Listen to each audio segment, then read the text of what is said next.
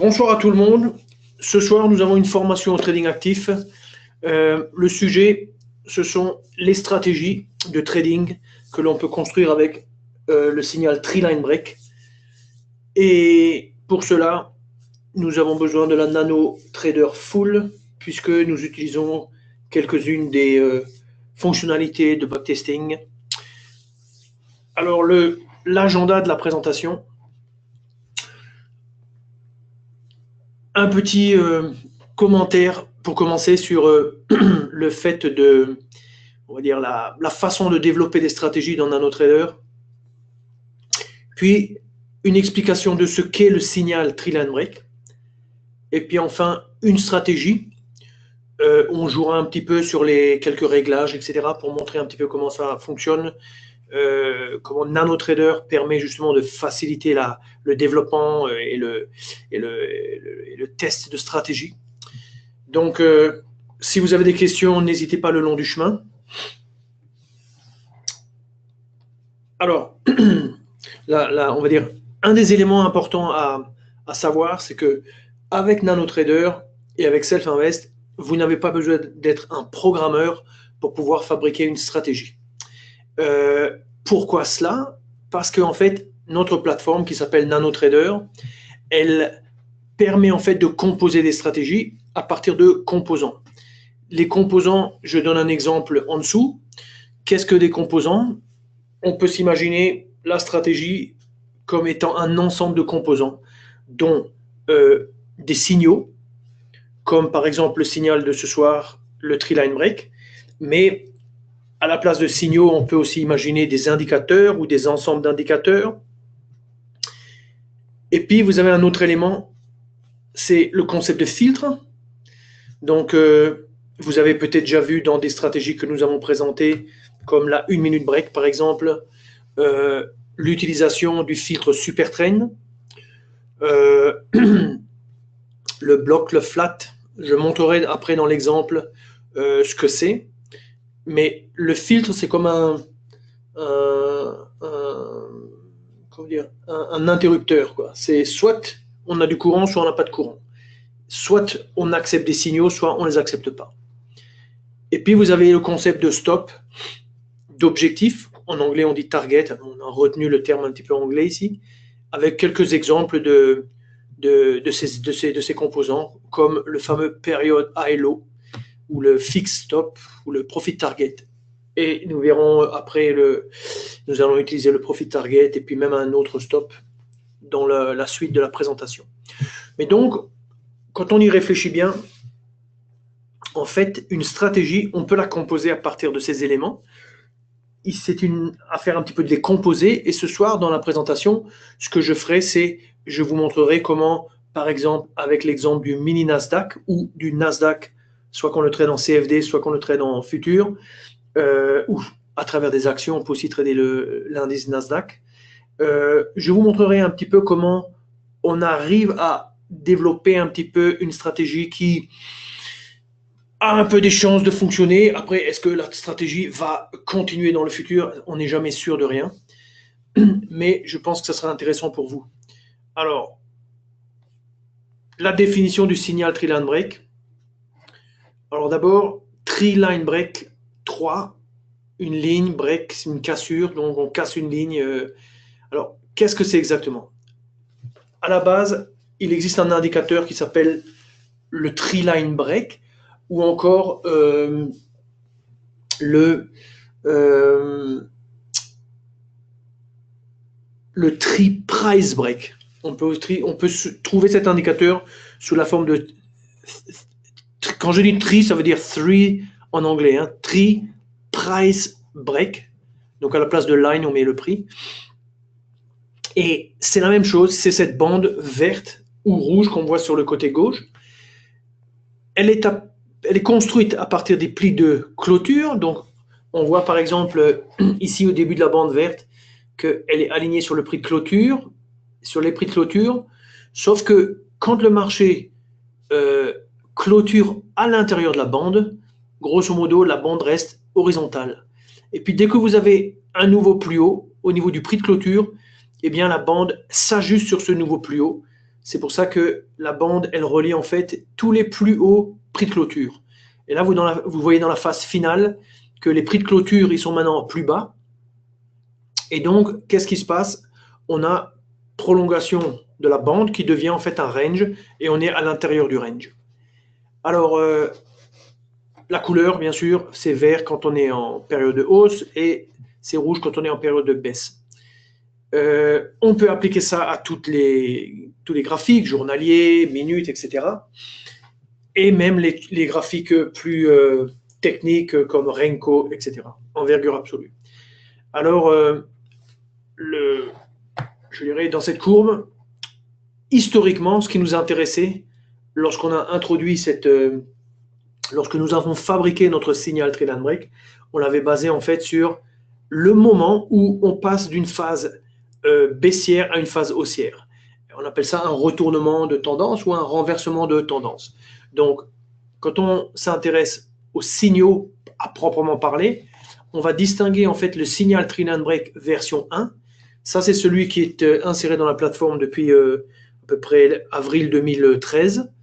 Donc déjà presque 5 ans, et qui est donc basé sur ce concept de retournement. Donc ici, on a typiquement une phase baissière, une belle bougie qui rebondit, et puis on est reparti maintenant dans l'autre sens. Et à ce niveau-là de jointure un petit peu entre les deux mouvements, on aime, je dirais, c'est là qu'on aime rentrer en position parce qu'on est au bas du mouvement à venir. Bien sûr, si le mouvement à venir se réalise. On peut avoir le cas, bien sûr, où on pense distinguer ici un signal, mais le signal ne nous donne pas le mouvement qu'on espérait pour la suite. Alors, dans le réglage, on verra un petit peu plus tard qu'on peut définir en fait une plage horaire, donc le début, la fin, et ça permet de faire que, au niveau du graphique, tous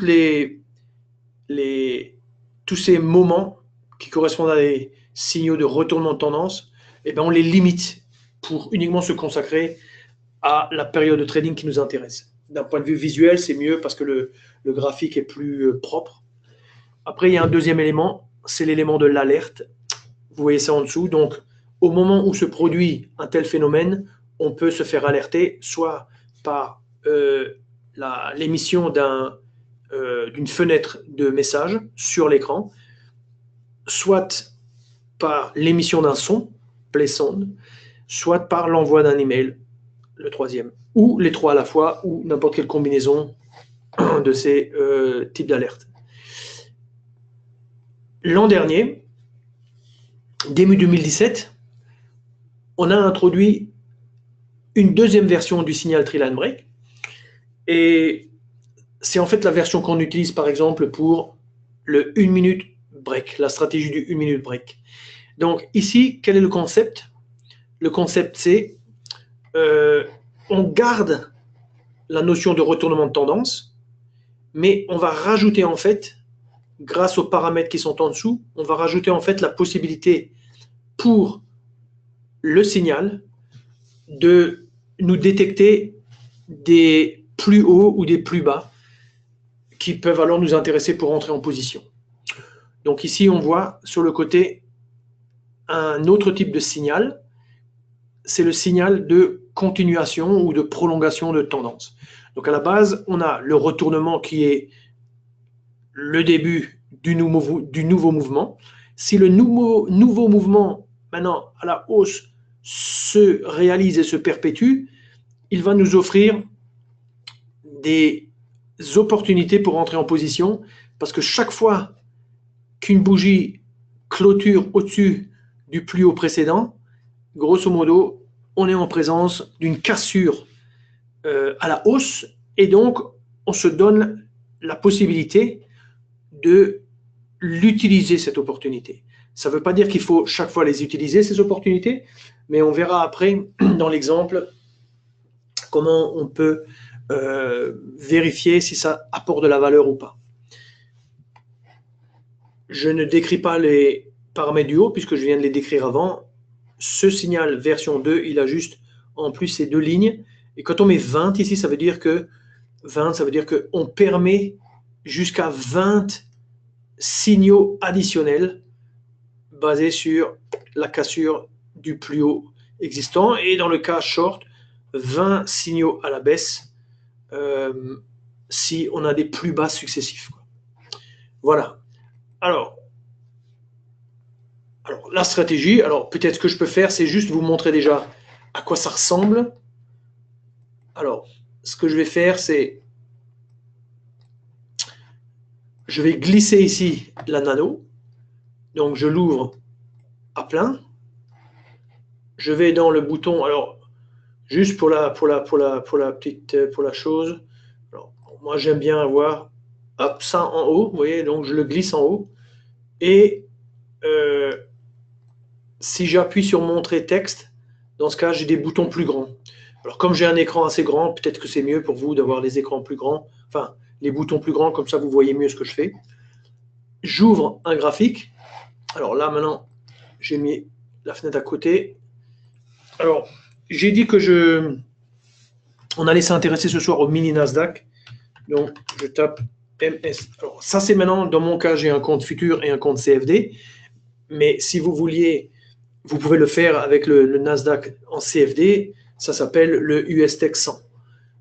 Donc, moi, ici, j'ai le Nasdaq Mars 2018, qui est l'expiration actuelle. Je vais dans modèle d'étude, signal, et là, vous avez les différents signaux.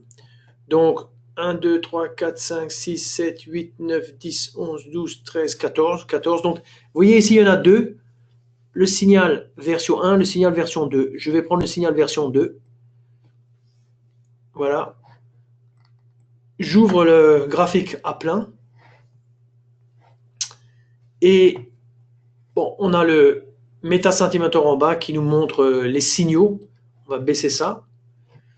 On est là sur 5 jours. En 5 minutes, on va se mettre une fois en 1 minute. On va laisser 5 jours. En haut, au niveau de l'agrégation, on est sur 5 minutes. Alors, déjà, la première chose, c'est, regardez, je vais inclure un filtre flat. Alors, filtre flat, je le trouve soit dans les favoris ici, soit à l'intérieur de sortie et filtre horaire. Donc, voilà, je sélectionne flat. Voilà, je ferme. Alors, je suis obligé d'aller dans la barre de personnalisation. Rappelez-vous ce qu'est la barre de personnalisation. C'est grosso modo, c'est comme si on ouvre le capot de notre stratégie et on regarde dans le moteur. Alors, je dirais, je vais déjà éliminer ça pour la suite. Hop, hop. Et voilà, flat est là. Donc, flat, si je clique dessus, vous voyez qu'est-ce qui se passe? Je déclique, je reclique. Donc, lui, il nous bloque la position entre 18h et minuit, grosso modo. Vous voyez. Donc, bon, avec le marché US, c'est mieux en général de bloquer tard. Donc, le Nasdaq, il trade jusqu'à 22h15 et puis après, il reprend de 22h30 à 23h. Donc, on ne va pas se compliquer. On va mettre 22h. Voilà. On va mettre 22h. Alors, vous voyez, la petite bande, maintenant, elle est un peu plus étroite. Mais grosso modo, ça représente un filtre flat. Alors, observez une chose, c'est que quand on met les signaux, on n'a pas toujours le bouton d'activation des signaux pour qu'on les voit sur l'écran. Donc ici, vous avez 3 petits boutons tout en haut là, sous la page. Alors je vais cliquer ici pour afficher les signaux. Vous voyez maintenant, vous avez des petits triangles qui apparaissent. Puis je vais cliquer ici pour afficher en fait un commentaire. Et je double-clique sur l'échelle des prix, hop, pour afficher de nouveau tout mon graphique. Je suis sur un chart de 5 minutes. J'ai un filtre flat et j'ai le signal en question qui, vous reconnaissez le réglage tel qu'on l'a vu sur la slide précédente. Alors, la première chose qu'on va faire, c'est on va faire un peu du nettoyage. Donc, le Nasdaq, c'est pas tellement un instrument qu'on traite vraiment dans la nuit. Donc, on va mettre, par exemple, on va mettre 15 heures. Et alors, vous allez voir que dans le fond d'écran, tout ce qui est ligne grise, comme ça, verticale, il y en a beaucoup qui vont disparaître. Donc, je fais OK. Vous voyez, ça nettoie. Puis après, 23h59, c'est quasiment minuit. Bon, nous, on ne va pas rentrer en position non plus à 22h. Donc, allez, on va mettre, par exemple, 17h59, ça fait 18h. Voilà. Alors, vous voyez que soudainement, on a beaucoup moins de signaux. Beaucoup moins de signaux. Et ça, c'est intéressant parce que ça nous permet de nous focaliser sur les périodes de temps qui nous intéressent et aussi, d'un point de vue réaliste, les périodes de temps durant lesquelles nous sommes disponibles. Ça ne sert à rien de vouloir faire du trading, de faire de grandes études pour faire du trading manuel sur un créneau horaire durant lequel on sait qu'on ne sera jamais présent, quoi. Alors, maintenant, je vais montrer aussi un autre aspect, c'est, prenons par exemple cet exemple ici. Là, vous avez le marché qui monte un petit peu, il redescend, on a une petite phase baissière, et puis, hop, le marché qui rebondit, typique à l'ouverture du marché. Hein, le Nasdaq, c'est un contrat qui il bouge le plus on va dire dans l'heure de 15, 16. 15 et 16, c'est là où il bouge le plus, quoi.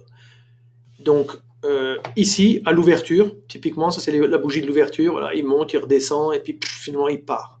Ça, c'est un signal. Donc ici, sur la base de ce signal de retournement, on peut rentrer en position. Et le fond d'écran en gris, c'est juste pour dire que ça, c'est le signal de retournement. Puis vous avez le petit triangle en bas, typique des signaux sur la nano. Alors, maintenant, supposons qu'on dise la chose suivante. Supposez que l'on dise qu'on veuille rentrer en position, mais malheureusement pour nous, notre plage horaire commence qu'à 16h. Je mets 16h. Du coup, vous n'avez plus de signaux ici. Mais nous, on pense que, je vais montrer un petit peu le méta-sentimentor en dessous, vous voyez, il n'y a pas de signaux. Pourquoi? Parce qu'on n'a pas la courbe là qui rentre dans la zone verte dans ces eaux-là. Alors, quand on a la version numéro 2, on a la possibilité de dire, oui, mais attention, je permets jusqu'à 3, 4 signaux supplémentaires. Les signaux supplémentaires étant en fait chaque fois que l'on vient casser à la hausse. Alors, vous voyez qu'ici, il y a un mouvement. Il y a un mouvement après 16h. Vous voyez, à partir de 16h, ça c'est la bougie de 16h. Il y a une possibilité de rentrer là, une possibilité de rentrer là, une possibilité de rentrer là. Seulement, nous, comme on a réglé notre paramètre ici sur 1, eh bien, en fait, on n'accepte qu'un signal, en l'occurrence, le signal de retournement. Or, comme la plage horaire, elle est maintenant décalée pour commencer à 16h, ben, on n'arrive pas à rentrer. Sauf que grâce à ce signal, vous voyez, si j'augmente, hop, il me permet déjà de rentrer sur la base du signal de 16h. Vous voyez en bas, le petit, hop, le méta-sentimentor, tac, qui est passé dans la zone verte. Mais il me permet aussi, vous voyez, hop, hop, hop, il me permet de le faire autant de fois que je veux. Et notamment, quand on a un beau mouvement comme ça, si on a loupé l'entrée ici parce que c'était en plein dans notre zone hors trading, et ben là, on arrive à rentrer en position. Vous voyez? Donc, je fais un clic pour revenir en arrière. Je resserre un peu mon écran. Vous voyez, bon, là, il y avait comme un beau mouvement. C'était la journée du 13, il y a 2 jours. Il y avait un très beau mouvement. Donc, si, en termes de timing, on était en retard, eh ben, on pouvait quand même re-rentrer grâce à la version numéro 2 du signal Triline Break. Donc ça, c'est l'intérêt de la version numéro 2. Et après, c'est une question un petit peu d'apprécier, est-ce qu'on a envie de prendre cette chance ou pas, quoi. Le risque étant bien sûr que vous augmentez le nombre de trades et alors il risque de se passer que vous créez des trades perdants et alors votre trade gagnant que vous allez insérer, au bout du compte, ne couvrira pas les 3 autres pertes que vous allez créer en plus. Donc ça, c'est affaire d'appréciation et un petit peu de backtest aide dans ce cas-là. Alors je descends ça et j'en viens maintenant au concept un peu de stratégie. Alors, je crois que la première chose à voir, c'est, je vais double-cliquer là, et on va mettre un petit peu les outils qui nous servent un petit peu à apprécier comment dirais-je, la performance des stratégies. Avant ça, je vais rajouter quelques journées. Donc, je ne vais pas m'embêter. Je vais rajouter tout de suite 300 jours. Chargement des données en cours. Donc, le serveur a demandé, voilà, il reçoit les journées en plus. Alors, laissez-moi vous expliquer aussi quelques-uns des boutons sur le côté. Alors, comme on a de la place, on va un peu ouvrir ça un peu plus grand. Voilà. Donc, alors, ici sur le côté, vous avez ces 3 boutons.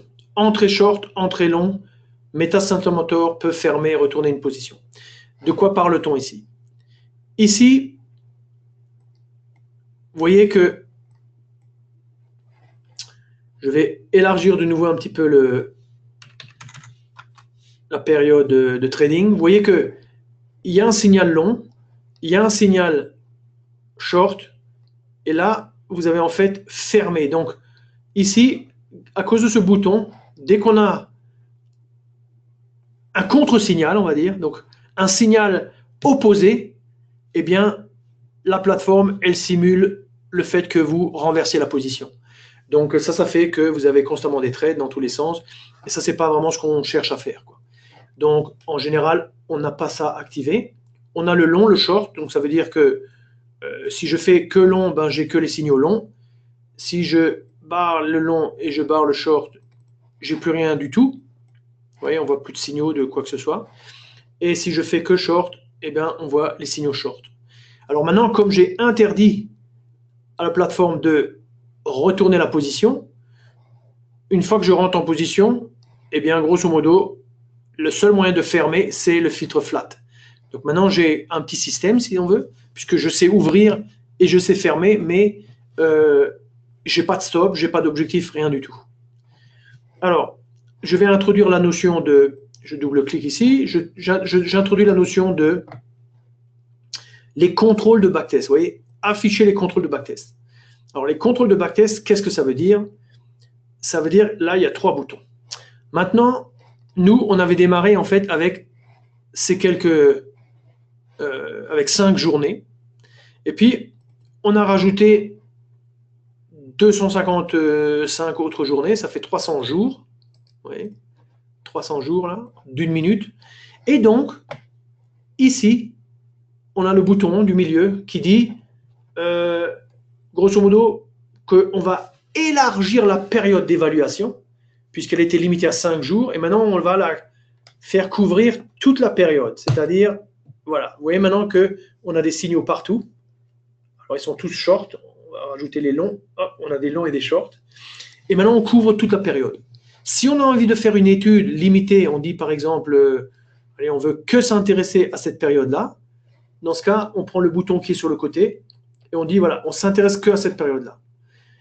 D'un autre côté, si vous voulez jouer avec des dates, dire de telle date à telle date, dans ce cas, vous utilisez le bouton de droite et ça vous cadre le backtest sur la période que vous venez de définir. Donc ça, c'est très intéressant comme bouton. Et nous, on va travailler sur l'ensemble de l'échantillon. Alors, maintenant, je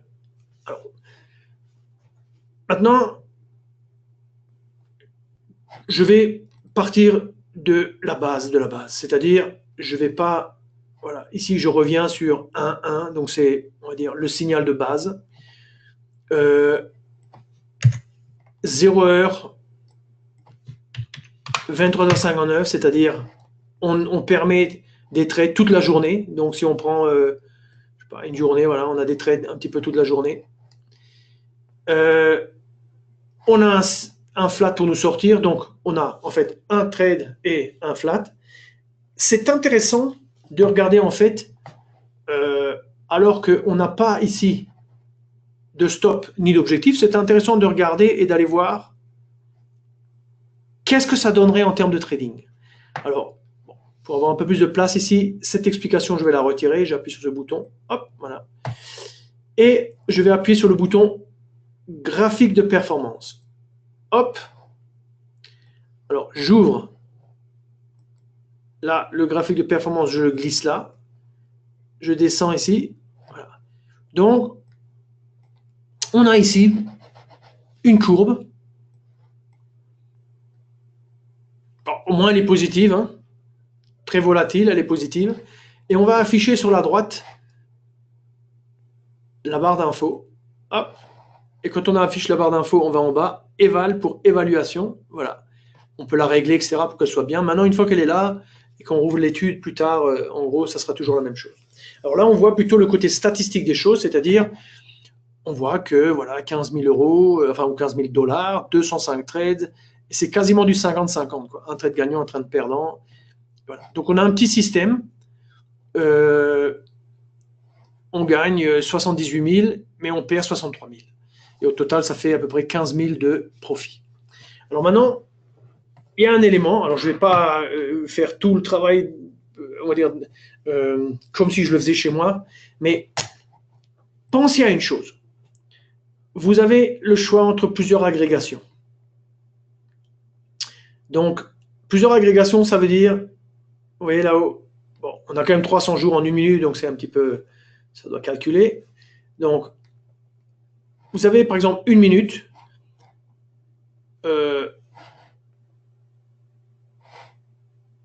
ça vous donne une certaine, on va dire, courbe de résultat. Vous pouvez avoir du 10 minutes. Ouais. Vous pouvez avoir du, je sais pas, du 15 minutes.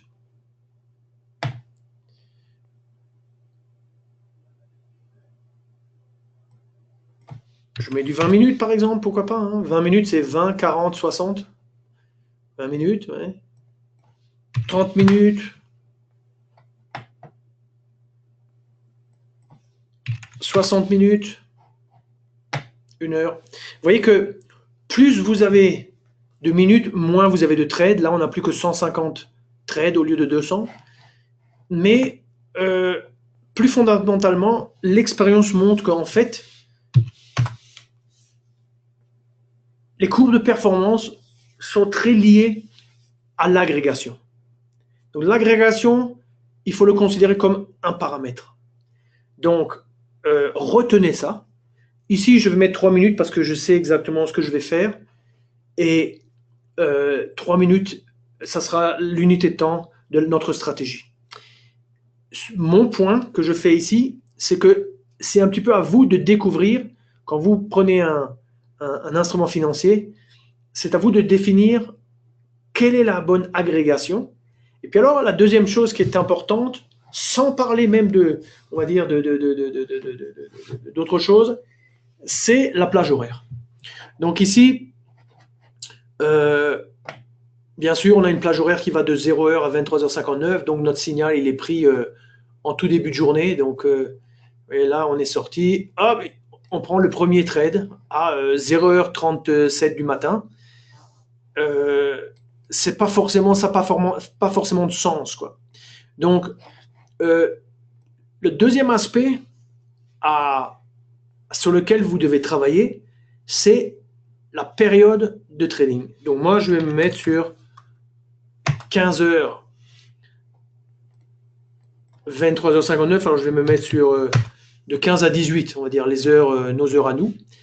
Et vous voyez que je suis en territoire négatif. J'ai toujours mes 200 trades, mais je suis en territoire négatif. Là, j'ai un peu de pente, mais ici, j'ai une pente négative et je suis sous l'eau. Alors ça ne veut pas dire que ma stratégie est mauvaise.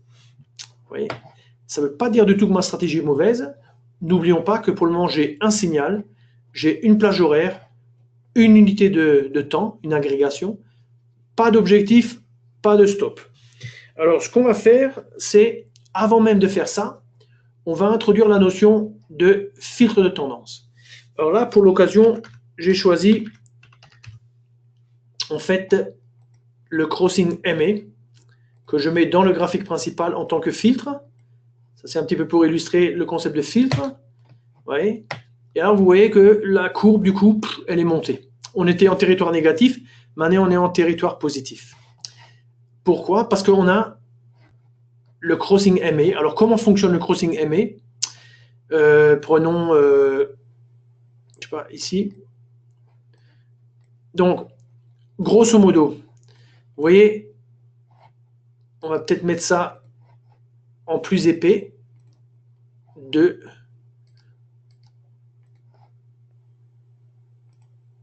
Non, le deuxième, c'est ça. Hop, 2, voilà. Vous voyez, on voit ici que la moyenne mobile lente, il y en a une, comment dirais-je, une lente, c'est la 100 et la rapide, c'est la 30. Elles s'entrecroisent. Et en fonction de la position de l'une par rapport à l'autre, soit on est en période de hausse, soit on est en période de baisse, quoi. Donc là, on a par exemple une période de baisse. Donc dans ce cas-là, la nano, elle ne va permettre que l'exécution des signaux baissiers, et sinon là que les signaux haussiers. Alors rappelons-nous juste ici qu'on n'a quand même pour le moment pas d'objectif, ce qui fait qu'on fonctionne uniquement avec, pour ainsi dire, le premier signal de la période horaire. Mais bon, la période horaire, c'est quand même la période de l'ouverture du marché. Donc ça, c'est déjà un peu plus, c'est un peu plus de sens, même si on n'a pas de stop et pas d'objectif. Je double-clique et on voit que le fait de poser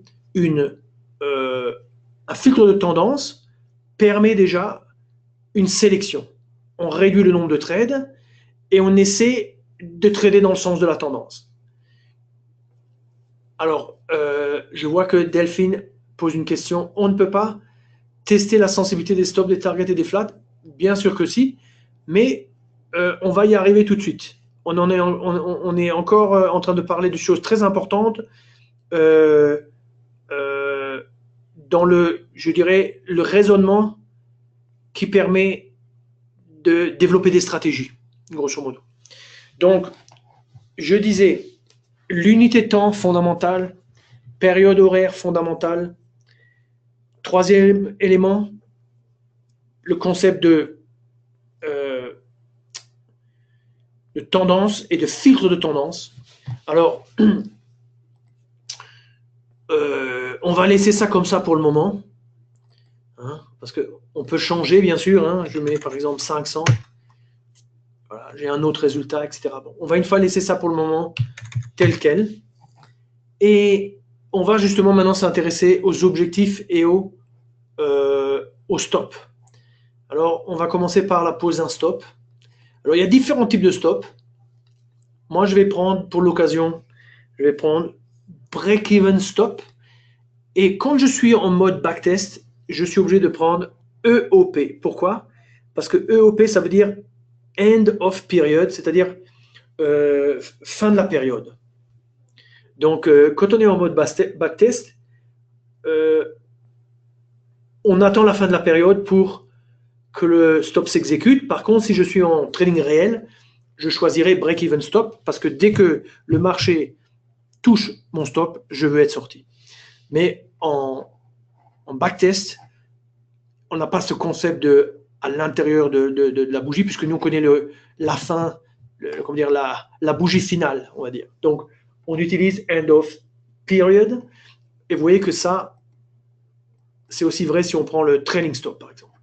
Alors, le break-even stop, je le positionne, je ferme, et vous voyez que ça nous donne une courbe qui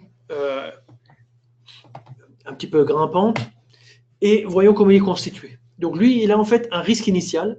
Ça, c'est un éloignement par rapport au prix d'entrée basé sur un nombre de ticks. Alors ici, sur notre... ça, c'est le carnet d'ordre sur les futurs. Donc vous voyez de quoi on parle. On parle de 0,25. Ça, c'est le tick. Donc ça veut déjà dire que par rapport à un CFD, c'est beaucoup mieux de trader un futur mini Nasdaq qu'un CFD mini, si vous avez la possibilité en termes de, on va dire, de capital, et puis il y a quelques, on va dire, quelques frais, on va dire, un petit peu supplémentaires pour les données de marché, etc. Mais grosso modo, en termes de spread, de rapidité d'exécution, c'est quand même un carnet d'ordre. Donc c'est quand même, on va dire, une solution supérieure. Mais si on ne peut pas se le permettre, alors un CFD, c'est aussi très bien, quoi. Alors là, le point que je voulais faire, c'est qu'un tick, c'est un quart de point.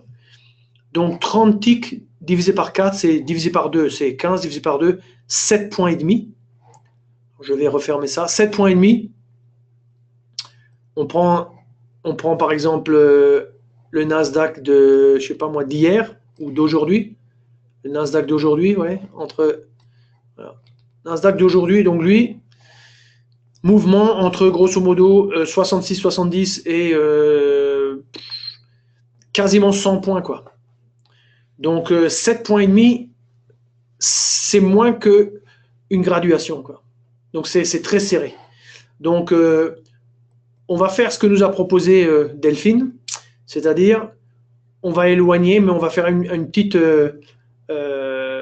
analyse sensitive. Alors, la première chose, il y a deux choses. Il y a le risque initial, donc par rapport au point d'entrée, et puis vous avez break-even, c'est-à-dire à un moment, on veut arrêter la progression du stop. Donc, ce qu'on va faire, c'est on va le fixer, on va mettre, par exemple, allez, on va mettre 5 ticks. Voilà. 5 ticks. Et là, on va faire varier. Vous voyez, alors c'est pour ça qu'en bas, vous avez la valeur, vous avez le minimum, le maximum. Donc le minimum, on ne va pas mettre moins que 10 ticks quand même pour mettre un stop. Par contre, ouais, on va le laisser aller jusqu'à 100. On fait un petit clic droit, sensibilité du paramètre. Maintenant, on lance en fait notre évaluateur et lui il va nous dire quel est l'impact. Vous voyez, c'est très intéressant. La puissance de la nano est devant nous sur l'écran. On a sur la gauche les valeurs du profit, des pertes et profits exprimées en fonction de la valeur de l'éloignement du stop. Donc on voit que si on met notre stop par exemple à 100 ticks, c'est-à-dire 25 points, on voit que grosso modo on gagne 4000, alors que si on le met là où il est maintenant, 30, on gagne 12 500. Donc, a priori, il faut mieux le laisser là où il est. Donc, on va le laisser là où il est. C'était intéressant de voir qu'après, ça baisse. Maintenant, ce qu'on pourrait se dire aussi, c'est que on va quand même faire un petit essai à 300. Parce que 300, ça voudrait dire 75 points. 75 points, c'est pratiquement la variation de toute la journée. Bon, ça, c'est peut-être un peu extrême. Allez, on va mettre 250. On va quand même le relancer, juste pour voir. Pourquoi? Parce que je veux quand même voir, est-ce qu'en l'éloignant quand même un peu plus loin, est-ce que ça nous donne un meilleur résultat ou pas? Parce que 100 ticks divisé par 4, ça fait 25 points. Et 25 points, c'est quand même... allez, ça paraît un stop correct, quoi. Qu'est-ce qu'on voit? On voit qu'on retrouve cette courbe. Nous, on s'était arrêté à 100. Là, il y a un petit rebond vers 155. Puis après, c'est nouveau plat. Donc, c'est mieux en fait de le garder relativement proche. À 30, c'est ce qu'il y a de mieux pour, je dirais, le contenu de réglage actuel, quoi. Alors, je double-clique. Vous voyez, j'ai une courbe un petit peu meilleure. Bon, beaucoup de latéral et de temps en temps on attrape un bon mouvement. N'oublions pas qu'on n'a pas un objectif. Ça veut dire que, par exemple, dans ce marché-là, on capture toute la taille du mouvement. Alors là, on voit bien en fait ce que fait on voit bien ce que fait en fait le stop break-even. Regardez bien le stop break-even, par rapport au point d'entrée qui est à la clôture de cette bougie, lui, il est positionné à une certaine distance. Et il va se déplacer jusqu'à 5 ticks, parce qu'on a choisi 5 ici, après le point d'entrée, oui, et il va rester fixe. C'est-à-dire que c'est un bon stop lorsque on fait un peu le pari que le marché risque d'accélérer et que l'on veut ne pas être en situation disons, on veut laisser respirer le marché. Donc, par exemple, ici, le marché fait un sacré mouvement, il revient, mais il repart de plus belle vers le bas. Donc, si on avait un stop trop suiveur, on sortirait par là, vers ces niveaux-là, alors que ici, on est bloqué, on ne peut plus perdre sur la position, on gagne même 5 ticks, mais là, maintenant, on a la possibilité de capturer beaucoup plus. Après, est-ce qu'on capture beaucoup plus ou pas? Bon, vous voyez que ça, c'était la journée exceptionnelle. Donc, en l'occurrence, on pouvait capturer encore même beaucoup plus, quoi. Donc, ça, c'est l'intérêt du break-even. Alors maintenant, reprenons tout le graphique. Maintenant, on va un petit peu jouer quand même sur quelque chose. C'est quand même cette histoire de filtre. Je vais même être radical, je vais mettre 1 ici. On voit, ça nous fait monter légèrement. Et je vais essayer une valeur un peu plus grande pour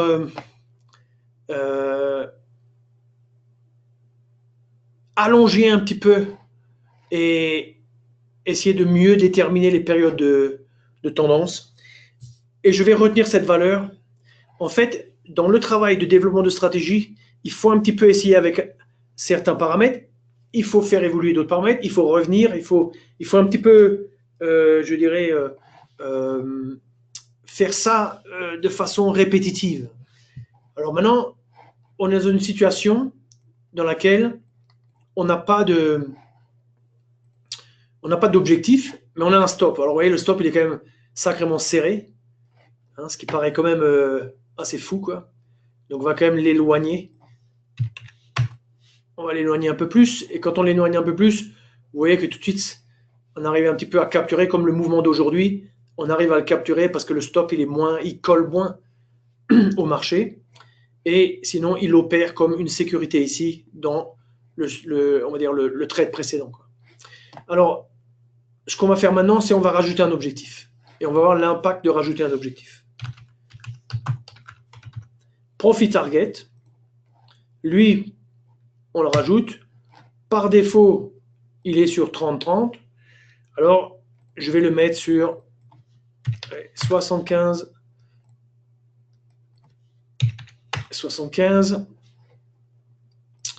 Et je vais faire apparaître ma courbe de résultats. Et vous voyez que ce que j'ai fait maintenant, c'est que j'ai raccourci la durée de vie des trades. Donc, on a plus de trades. On n'a plus 200. Quand on avait uniquement le filtre flat, on avait 200. On en a 297. Mais nos trades sont plus courts parce qu'en fait, l'objectif est relativement court. On n'a qu'à prendre un exemple dans cette petite montée-là. Prenons par exemple là, cette journée-là. Vous voyez, là, on a typiquement le marché. Là, il ne faut pas trader le Nasdaq, hein, il faut attendre l'ouverture du marché. L'ouverture, là, le marché, il est chaud, hop, il décolle. Il atteint notre objectif. Le stop, il est assez lointain, mais pas trop. Ici, de nouveau, il part latéralement, ce qui fait que le stop ne monte pas plus. Et il clôture à la hausse. On a un objectif qui n'est pas touché. Et on voit que l'objectif est du même ordre de grandeur que le risque. Et donc, au total, ça nous donne cette intéressante courbe de résultats qui, bien sûr, n'est pas forcément une courbe qui va se maintenir ou continuer, mais qui reste une courbe intéressante et qui mérite, je dirais, d'être étudiée ou d'être tester, ou etc. quoi. Donc, si je récapitule, vous voyez que j'avais indiqué la notion de composition. Une composition à partir de composants. Ici, quand on y regarde bien, dans notre barre de personnalisation qui est en fait notre... Ça, c'est notre poêle. C'est notre poêle ou c'est notre casserole. C'est notre casserole dans laquelle on met nos ingrédients pour faire notre sauce, notre bœuf bourguignon ou notre sauce bolognaise. Donc, qu'est-ce qu'on a comme ingrédient? On a un signal. Le signal, c'est un signal intelligent dans le sens où il détecte une certaine configuration qui représente quoi? Tout simplement un retournement de tendance. Et puis, on a un filtre de tendance qui, en réalité, comme j'ai mis 1 et 750, c'est comme si je mettais juste une moyenne mobile de 750. N'oubliez pas qu'on est sur du 3 minutes. Donc 750 fois 3 minutes, combien ça fait? 3 minutes en 1 heure, 3 fois... Il y en a 20 comme ça déjà pour faire 1 heure. Donc 750 divisé par 20, 75 divisé par 2, 37,5. Donc ça fait 37h30. Allez, on est à l'échelle d'une journée, quoi. Un peu plus qu'une journée. 1h30, quelque chose comme ça, quoi. Donc c'est comme si on prend les informations d'une journée et demie et on en fait une moyenne mobile, quoi. Alors, bien sûr, on peut remplacer par d'autres filtres on va dire, de tendance. Et on a notre flat. Alors, si on note le flat, est-ce que ça détruit de la valeur ou est-ce que ça ajoute de la valeur? Alors, on peut faire le test. On décoche et on voit que avec le Nasdaq, 15 292 trades, 12 297 trades. On voit qu'il n'y a pas tellement d'impact, en tout cas sur cette période, pour ce réglage. Mon expérience montre que avec le Tree Line Break, que je trade en automatique depuis maintenant depuis l'automne 2014, il vaut mieux mettre un flat. Parce que le marché peut tourner durant la nuit. Bon, ici, on a des stops qui sont quand même relativement serrés, donc c'est pour ça qu'il n'y a pas tellement d'impact. Parce que même si on continue durant la nuit, le stop il est en place, le marché il trade, il reprend à partir de minuit, donc on est grosso modo protégé, et puis grosso modo, ça n'a pas trop d'impact. Mais vous prenez un DAX, un CAC qui démarre à 8h du matin le lendemain, vous vous faites tuer sans aucun problème, quoi. Et puis vous avez un objectif et un stop. Alors, il y a plusieurs types de stop, il y a plusieurs types d'objectifs, et on peut jouer là-dessus un petit peu comme on veut, quoi. Une autre façon de voir les choses, ça serait peut-être de dire, par exemple, c'est de travailler avec un objectif qui est plus lointain. Parce que vous voyez qu'ici, dans la période, la belle période, notre filtre de tendance nous a quand même dit de shorter, ce qui est pas mal. Mais notre créneau horaire, par exemple, nous a fait rater. Non. C'est-à-dire qu'ici, regardez, ici, ce mouvement, on l'a loupé parce que notre objectif, il est super court. Donc en fait, il y a une sorte de compromis qui se fait ici. C'est-à-dire que dans toute cette période-là, le marché avait une volatilité très faible. Très très faible. Et dans ce contexte-là, l'objectif assez court payait. Parce que le marché se déplaçait peu. Donc, dès qu'il y avait un mouvement qui n'était pas trop important, on sortait si on pouvait sortir avec un gain. Ici, on rentre dans une phase différente où la volatilité est plus grande. On capture, c'est ça qui est intéressant, on capture quand même par la combinaison de notre filtre de tendance qui nous dit d'aller short et de notre Tree Line Break qui nous capture après l'ouverture du marché ce point d'entrée ici. Donc ça, c'est super. Le seul problème pour nous, c'est que notre objectif est si court que, ok, on se fait un trade gagnant, on se fait 2 trades gagnants dans cette journée, mais qu'est-ce qui se passe? on manque, vous voyez, l'énorme mouvement ici. Et ça, c'est un choix. Si vous voulez vous adapter à la période actuelle, il faut essayer de mettre son objectif plus loin. Ça va payer plus là, mais en termes de backtest, pour ce qui concerne l'historique, ça payera moins parce que ce n'étaient pas les conditions de l'époque. Vous voyez? Une alternative, c'est de travailler avec la notion d'ATR. Vous dites par exemple, vous changez la valeur de l'ATR ici, et puis l'ATR, c'est une mesure de la volatilité, et puis dans ce cas, vous positionnez vos stops et vos objectifs basés sur la volatilité, quoi. Hein? Ça, c'est une autre façon de faire, quoi. Mais vous voyez que, moyennant quand même du travail, c'est pas tout simple d'aller prendre un contrat, de trouver une stratégie qui, en tout cas sur le passé étudié, a fonctionné, quoi. C'est pas toujours évident, mais je vous ai montré quelques-uns des points les plus importants. Alors, une question de Delphine. On ne peut passer les bornes horaires du flat à la moulinette de la sensibilité. Pas dans les... Je dirais, pas comme c'est, pas avec ce flat. Bon, moi, je sais programmer, alors je me programme des flats et des choses comme ça, mais il n'y a pas de grand secret à découvrir avec ces flats. En gros, le marché US, surtout quand c'est haussier, ce qui est la plupart du temps, c'est quand même chaud le soir. C'est-à-dire, ça a tendance à faire, on va dire, un mouvement même dans les 15 dernières minutes. Donc, en règle générale, je dirais, pour le marché US, le flat, il vaut le mieux le mettre même relativement tard. Donc, sur un CFD, par exemple, dans mes stratégies dans lesquelles j'utilise des CFD, je le mets à 22h30. C'est là que je mets le flat pour la fin de journée pour les indices américains. Et pour les indices européens, je le mets vers 21h55 à peu près, quoi.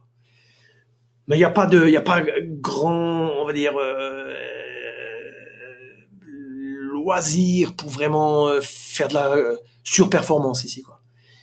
Par contre, si je me positionne à 20h, je sors à 20h, ça c'est très improductif, quoi. On n'a qu'à l'essayer. Si je mets 20h, bon, j'ai perdu 3000, ok. N'oublions pas, mes objectifs sont très courts et il n'y a pas tant de trade dans la dernière heure. Mais si j'avais un profit target plus lointain, ça jouerait beaucoup plus. Voilà. En tout cas, j'ai fait maintenant un petit peu la démonstration des points que je voulais faire. Je mets ça de côté. Je reviens un petit peu sur les slides. Donc, je vous ai mis le réglage exactement tel quel. Donc, vous voyez, pratiquement, c'est presque la même chose. 75,5, ici c'est 51, 75, 75, 21h55, là, bon, 20h, je viens juste de le changer. 750, 15h, 17h59. Ah, une chose qu'on n'a pas vue, c'est est-ce que ça a un impact, ça? Alors là, Delphine, une autre façon de faire, c'est justement d'utiliser l'analyse sensitive pour ce paramètre. C'est ce que je fais ici. Donc ici, on se demande, qu'est-ce qu'on voit? On voit que, voilà, si on permet 5, on permet de rentrer en position même si on n'a pas le retournement, mais en jouant sur les cassures successives qui suivent. Eh bien, on voit qu'on gagne. On gagne, mais on ne gagne pas tellement plus. On gagne 1700 grosso modo en plus. On gagne 10% de plus. Pourquoi pas? Mettons-le. Alors, on va régler ça, on va le bloquer. Ouais, on va regarder ce que ça fait sur la courbe. Donc, hop, hop, hop, hop, et hop. Donc, 5, voilà, 5, ça nous donne cette courbe. Ici, je vais repositionner ça sur... On va le mettre sur 21h55. Voilà. Hop, vous voyez, ça a fait monter un petit peu la courbe aussi. Et puis maintenant, le short. Alors là, N'oubliez pas que toute cette période, c'est comme une période où il vaut mieux être long. Regardons l'impact sur le short. Ah, quand même, vous voyez quand même que... Alors, bien sûr, 6, il y a un petit fluo ici. Bon, on va le mettre juste pour la bonne cause. 6, regardons le nombre de trades, 338, et on passe à 438, vous voyez. Donc, on a rajouté 100 trades pour gagner que 1000, 2000 en plus. Donc, moi, je trouve qu'il vaut mieux faire moins de trades. Moi, je dirais, je mettrais plutôt 1. Moins de trades, ça baisse le PNL, mais c'est mieux. D'expérience, c'est mieux, quoi. Alors, je reviens sur la présentation. Et donc,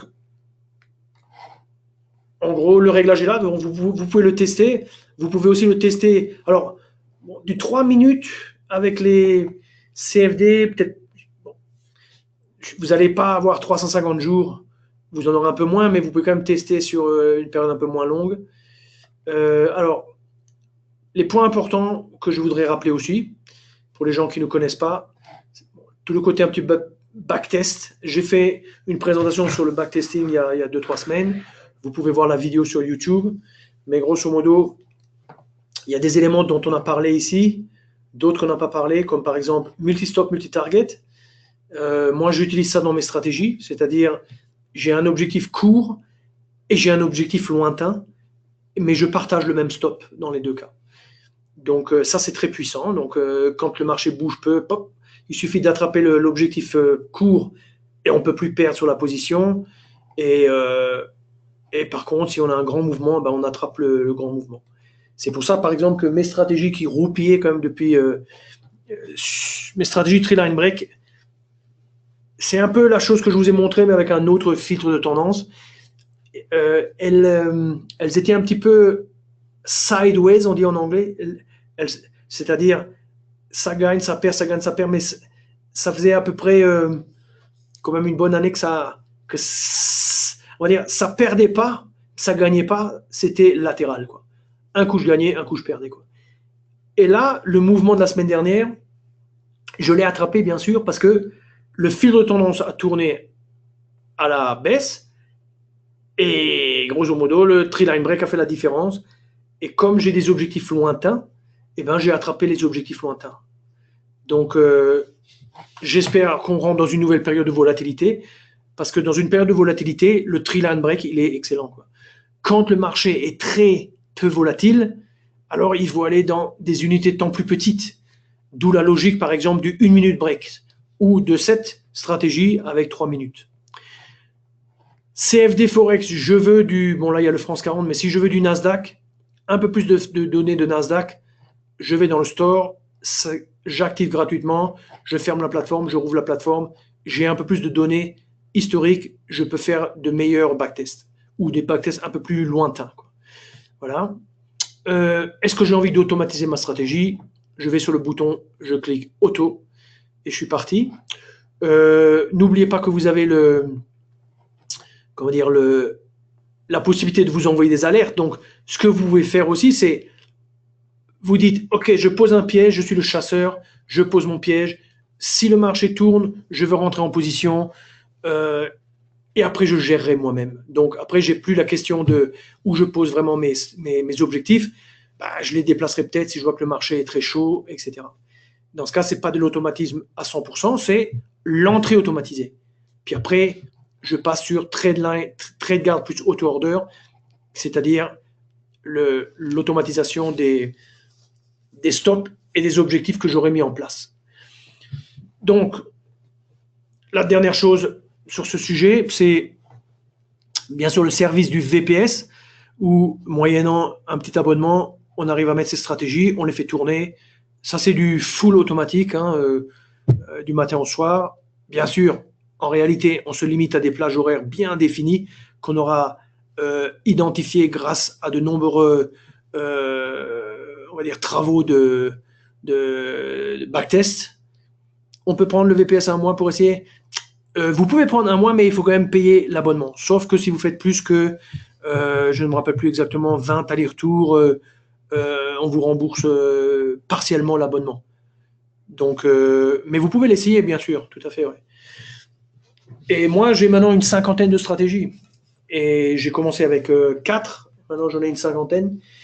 Et la semaine dernière était très bonne pour toutes mes stratégies. Parce que dès qu'il y a du mouvement dans le marché, tous ces signaux qu'on vous montre, ils deviennent efficaces. Quand on est avec des marchés qui bougent peu, c'est pas évident, il n'y a pas assez de mouvement. Vous voyez, c'est comme ici, vous voyez derrière le signal à la hausse, mais après le marché part latéralement, il n'y a rien qui se passe. Ça, c'est typiquement là, les 18 derniers mois sur les indices européens. On a un beau signal, on rentre en position et le marché n'a pas de force, il part latéralement. Et grosso modo, il n'y a que les marchés US qui ont de la force. Dans ce cas, il fallait mieux trader les marchés US. Donc, voilà. Alors, pour les gens qui ne nous connaissent pas, je rappelle, WH régulièrement récompensé par les traders, la boîte d'analyse de marché Investment Trend qui nous récompense presque tous les ans. 2017, meilleure satisfaction client. Meilleur, ici on a une sorte d'organisme de consommateurs et dans le domaine financier. Handle, ça veut dire exécution, les prix d'exécution. Les plateformes, la plateforme NanoTrader en l'occurrence. Meilleur service, meilleur, etc.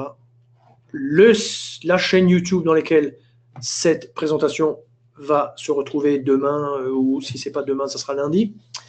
Et grosso modo, devenez client de Self-Invest pour avoir un partenaire qui vous aide à devenir un meilleur client, un meilleur trader, pardon. Sachant que c'est toujours vous qui devez faire le boulot, parce que dans la vie, c'est comme ça. Mais au moins chez nous, vous avez des gens qui savent de quoi ils parlent et qui ont une expérience pratique. Voilà, donc si vous avez d'autres questions, allez-y. Sinon, je vais arrêter l'enregistrement. Voilà.